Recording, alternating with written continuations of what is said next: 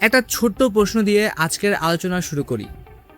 বলতো এমন কি জিনিস আছে যা পৃথিবীর একদিকে কোটি কোটি মানুষের রাতের ঘুম হারাম করে দেয়, আর অন্যদিকে আরেক প্রান্তে হাজার হাজার মানুষকে 1 সেকেন্ডের মধ্যে আনন্দের চিৎকার করে কাঁদতে শেখায়? উত্তরটা খুব সোজা, ক্রিকেট। হ্যাঁ, ক্রিকেট। এটা সেফ 22 গজের একটা কাঠের পিচ, একটা শক্ত চামড়ার বল আর হাতে থাকা কাঠের ব্যাটের খেলা নয়। ক্রিকেট হলো একটা তীব্র আবেগ, একটা উন্মাদনা, একটা নিজস্ব ধর্ম। আপনি কি কখনো ভেবে দেখেছেন কিভাবে একটা ছোট্ট দ্বীপরাষ্ট্র থেকে শুরু হওয়া এই খেলাটা আজ সারা বিশ্বের কোটি কোটি মানুষের হৃদস্পন্দন হয়ে উঠল? কিভাবে একটা বলের বাউন্ডারি পার হওয়া একটা পুরো দেশের 17 কোটি বা 130 কোটি মানুষের মুখে একসাথে হাসি ফোটাতে পারে? আজকে আমরা এক জাদুকরী সফরে বের হব। আমরা জানব ক্রিকেটের সেই সদর অতীত, তার বিবর্তন, এর উন্মাদনা, এর বীরগাথা এবং ক্রিকেট কিভাবে এই গৃহের অন্যতম বিনোদন ও আবেগের নাম হয়ে উঠল।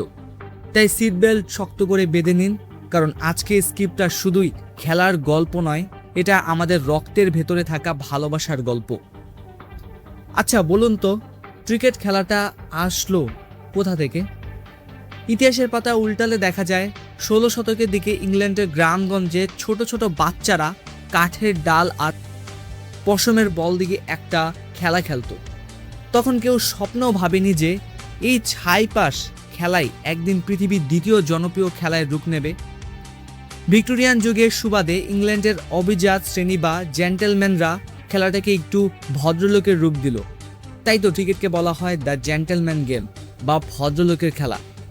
কিন্তু সত্যি বলতে কি ক্রিকেট কি শুধু ভদ্রলোকের খেলা হয়েই রয়ে গেল? একেবারেই না। ব্রিটিশরা যখন সারা পৃথিবীতে তাদের সাম্রাজ্য বিস্তার করতে শুরু করলো, তারা যেখানে গেল, সেটা ভারত মহাসাগরের তীর হোক কিংবা ক্যারিবিয়ান দ্বীপপুঞ্জ, সাথে করে তাদের ব্যাট বল নিয়ে গেল। উপনিবেশিক শাসকরা হয়তো খেলাটা এনেছিল তাদের নিজেদের বিনোদনের জন্য, কিন্তু তারা বুঝতে পারেনি তারা আসলে স্থানীয় মানুষদের হাতে এমন এক জাদুর কাঠি তুলে দিচ্ছে যা দিয়ে একদিন ওই উপনিবেশের দেশগুলোই তাদের হারিয়ে বিশ্ব শাসন করবে। এবার আসি ক্রিকেটের আসল আত্মায়। যে কোনো সত্যিকারের ক্রিকেট প্রেমীকে জিজ্ঞেস করবেন, তারা বলবে 5 দিনের টেস্ট ক্রিকেট হলো ক্রিকেট খেলার উচ্চাঙ্গ সঙ্গীত। ভেবে দেখুন তো, আজকের এই ফাস্ট লাইফে যেখানে মানুষ 15 সেকেন্ডের রিলস দেখতে দেখতে অধৈর্য হয়ে যায়, সেখানে 5 দিন ধরে একটা খেলা দেখা কেন দেখে মানুষ? কারণ টেস্ট ক্রিকেট খেলা নয়, এটা জীবনের মতো। এখানে প্রতিটা সেশন এক একটা নাটক। সকালে আপনি হয়তো 4 উইকেট হারিয়ে ধ্বংসের মুখে, কিন্তু বিকালে আপনি এক দুর্দান্ত সেঞ্চুরি দিয়ে খেলায় ফিরে আসলে। টেস্ট ক্রিকেট ধৈর্যের পরীক্ষা নেয়, চরিত্রের পরীক্ষা নেয়, আর সহ্য শক্তির শেষ সীমা মেপে দেখে। 1877 সালে মেলবোর্নে যখন ইংল্যান্ড আর অস্ট্রেলিয়ার মধ্যে প্রথম টেস্ট ম্যাচ খেলা হয়েছিল, তখন কেউ ভাবেনি এখান থেকে জন্ম নেবে পৃথিবীর অন্যতম প্রাচীন এবং রোমাঞ্চকর শত্রুতা, দ্য অ্যাশেজ। একটা পোড়া ছায়ের ট্রফির জন্য দুই দেশের এই লড়াই আজও ক্রিকেট বিশ্বের অন্যতম সেরা আকর্ষণ। আর এই সাদা পোশাকের টেস্ট ক্রিকেট আমাদের দিয়েছে একের পর এক কিংবদন্তি। স্যার ডন ব্র্যাডম্যান, যার 99.94 গড়ে ব্যাটিংয়ের রেকর্ড আজও কোনো মানব সন্তান ভাঙতে পারেনি। Sir Garry Sobers, Shane Warne, Sachin Tendulkar কিংবা ব্রায়ান লারা, যিনি একাই এক ইনিংসে 400 রান করে ইতিহাস তৈরি করেছিলেন। কিন্তু সময় তো আর এক জায়গায় থেমে থাকে না, তাই না? 1970-এর দশকে এসে আমরা একটু দ্রুত ফল চাইতে শুরু করলাম।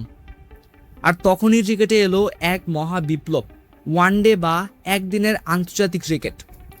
লাল বলের জায়গায় এলো সাদা বল, সাদা পোশাকের জায়গায় রং বেরঙের জার্সি, আর গ্যালারিতে মিউজিক। প্রথম পুরাতন ধারার ক্রিকেট বোদ্ধারা নাক সিটকিনেছিলেন, কিন্তু দর্শক এই রঙিন ক্রিকেটটাকে মাথায় তুলে নিল।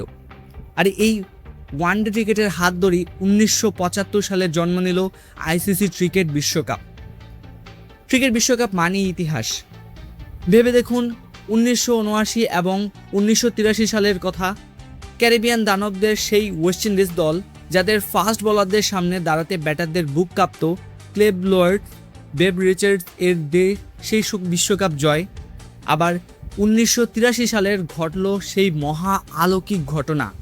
তখনকার অপ্রতিরোধ্য ওয়েস্ট ইন্ডিজকে হারিয়ে কপিল দেবের ভারত বিশ্বজয়ী হলো। এশিয়া মহাদেশের ক্রিকেটের আসল গণজোয়ার কিন্তু শুরু হয়েছিল ওই দিনটাতেই। তারপর 1992 এর ইমরান খানের কোণঠাসা বাঘের মতো পাকিস্তান দলের বিশ্বকাপ জয়, কিংবা 1996 সালে অজনা রানাতুঙ্গার নেতৃত্বে শ্রীলঙ্কার সেই অভাবনীয় বিশ্বকাপ জয়, যেখানে তারা পুরো ক্রিকেট বিশ্বকে আক্রমণাত্মক ব্যাটিংয়ের নতুন পাঠ শিখিয়েছিল। আর 2003 থেকে 2007 অস্ট্রেলিয়া দলের টানা আধিপত্য, রিকি পন্টিংয়ের সেই অপরাজয় দল যারা প্রতিপক্ষকে ধুলোয় মিশিয়ে দিত। আজকে প্রতি 4 বছর পর পর যখন বিশ্বকাপ আসে, পুরো পৃথিবী যেন থমকে দাঁড়ায়।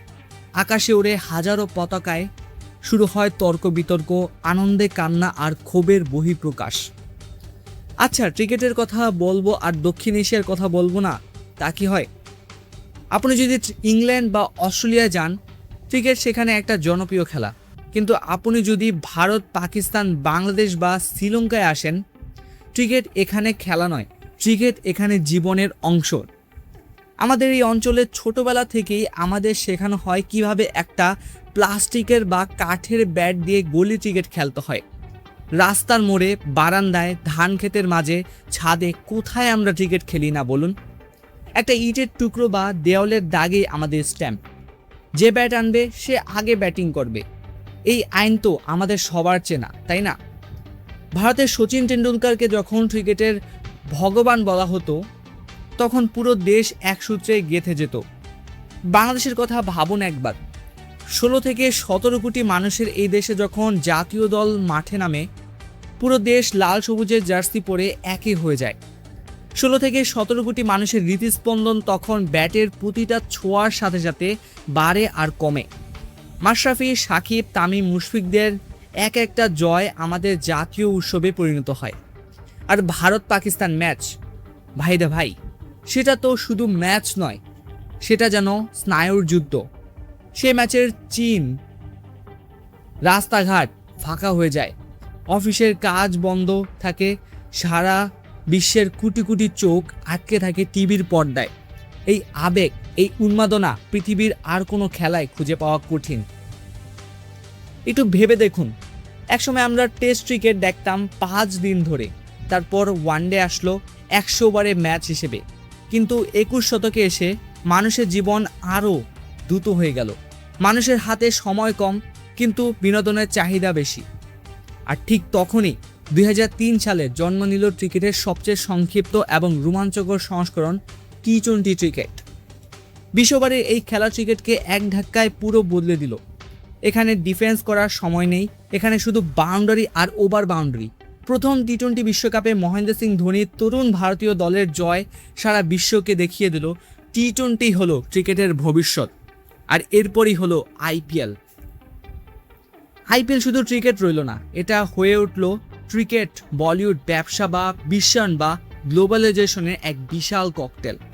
পৃথিবীর সেরা সেরা ক্রিকেটাররা, যারা হয়তো কাল পর্যন্ত একে অপরের চিরশত্রু ছিল, তারা এক দলে বসে একসাথে খেলছে, কাঁধে হাত রেখে হাসছে। Chris Gayle, AB de Villiers, Virat Kohli, Rohit Sharma, তারা তৈরি করলো 4 ছক্কার এক নতুন বিনোদন পার্ক। আজ বিশ্বজুড়ে Big Bash, BPL, PSL, CPL এর মতো লিগগুলো তরুণ ক্রিকেটারদের জীবন বদলে দিচ্ছে। আজ একটা গ্রামের ছেলেও নিজের প্রতিভা দেখিয়ে কোটিপতি হতে পারছে, বিশ্ব দরবারে নিজের নাম উজ্জ্বল করতে পারছে।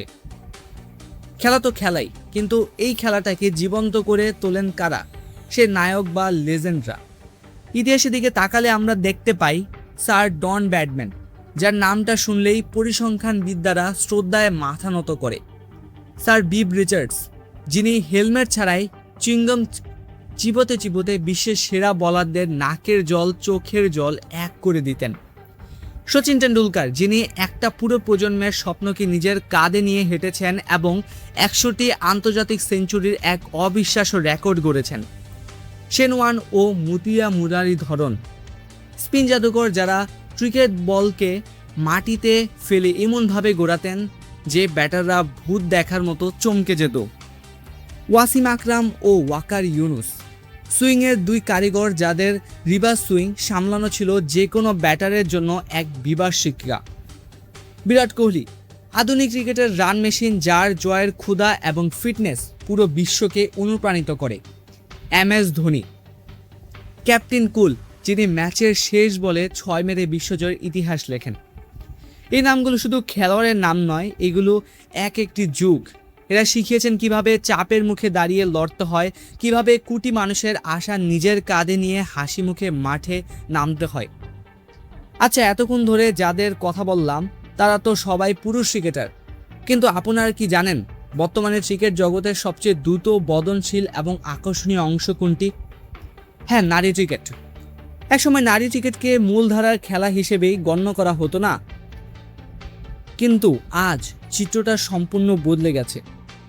মেগ ল্যানিং, অ্যালিস পেরি, স্মৃতি মান্দানা, হরমনপ্রীত কৌর কিংবা আমাদের বাংলাদেশের সালমা খাতুন, নিগার সুলতানা জ্যোতিরা প্রমাণ করে দিয়েছেন মাঠে লড়াই করার ক্ষেত্রে, 4 ছক্কা মারার ক্ষেত্রে কিংবা নার্ভ ধরে রাখার ক্ষেত্রে নারীরা কোনো অংশেই পিছিয়ে নেই।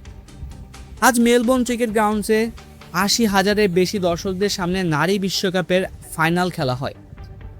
WPL এর মতো লিগে কোটি কোটি টাকার বাজেট বরাদ্দ হয়। নারী ক্রিকেট এখন আর পুরুষের ছায়াতলে নেই, তারা নিজস্ব উজ্জ্বলতায় বিশ্বমঞ্চে আলো ছড়াচ্ছে। আমরা অনেকেই ভাবি ক্রিকেট বোধহয় শুধু 10 থেকে 12টা দেশের খেলা, কিন্তু না, ক্রিকেট এখন আর ওই গণ্ডির মধ্যে সীমাবদ্ধ নেই। আজ আফগানিস্তানের গল্পের দিকে তাকান। যুদ্ধের ছায়াভম্ব থেকে উঠে এসে শরণার্থী শিবিরে ক্রিকেট শেখে আজ তারা বিশ্বের যে কোনো পরাশক্তিকে হারিয়ে দেওয়ার ক্ষমতা রাখে। রশিদ খান, মুজিবদের গল্প সিনেমাকেও হার মানায়। এটা কি ক্রিকেটের জাদুকরী শক্তি নয়? আজ নেপাল, আমেরিকা, নেদারল্যান্ডস, নামিবিয়ার মতো দেশগুলোর ক্রিকেটে নিজেদের অবস্থান শক্ত করেছে। 2024 টি-20 বিশ্বকাপে 20টি দল অংশ নিয়ে বিশ্বকে জানিয়ে দিয়েছে ক্রিকেট এখন বিশ্বজনীন। অলিম্পিকও ক্রিকেট যুক্ত হতে যাচ্ছে, যা এই খেলাকে পৌঁছে দেবে পৃথিবীর কোনায় কোনায়। শেষ কথার আগে একটা কথা বলি, ক্রিকেট আসলে আমাদের জীবনকে প্রতিফলিত করে। খেয়াল করে দেখবেন, জীবনের মতো ক্রিকেটেরও আপনার একটা খারাপ দিন যেতে পারে। আপনি প্রথম বলেই ডার্ক মেরে আউট হয়ে যেতে পারেন, কিন্তু ক্রিকেট আপনাকে পর্দা নিয়ে আবার ঘুরে দাঁড়ানোর সুযোগ দেয়। ক্রিকেট আমাদের শেখায় কিভাবে দলগতভাবে কাজ করতে হয়, কিভাবে অন্যের সাফল্যে হাততালি দিতে হয়, কিভাবে হারের পর বিজয়ী দলের সাথে করমর্দন করে মাঠ ছাড়তে হয়, আর সর্বশেষ শেষ বল খেলা না হওয়া পর্যন্ত আশা হারানো যাবে না।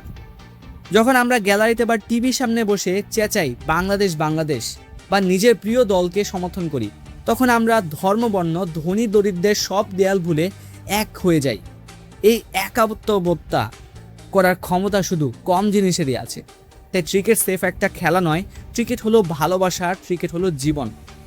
আশা করি আজকে আমাদের সাথে ক্রিকেটের এই দীর্ঘ ভ্রমণ আপনাদের ভালো লেগেছে। আপনার জীবনের সবচেয়ে স্মরণীয় ক্রিকেট স্মৃতি কোনটা ম্যাচ দেখে আপনাদের গায়ের কাটা গিয়েছিল? কমেন্ট বক্সে অবশ্যই লিখে জানান। আজকের মতো এখানে বিদায় নিচ্ছি। দেখা হবে পরের কোনো ভিডিওতে অন্য কোনো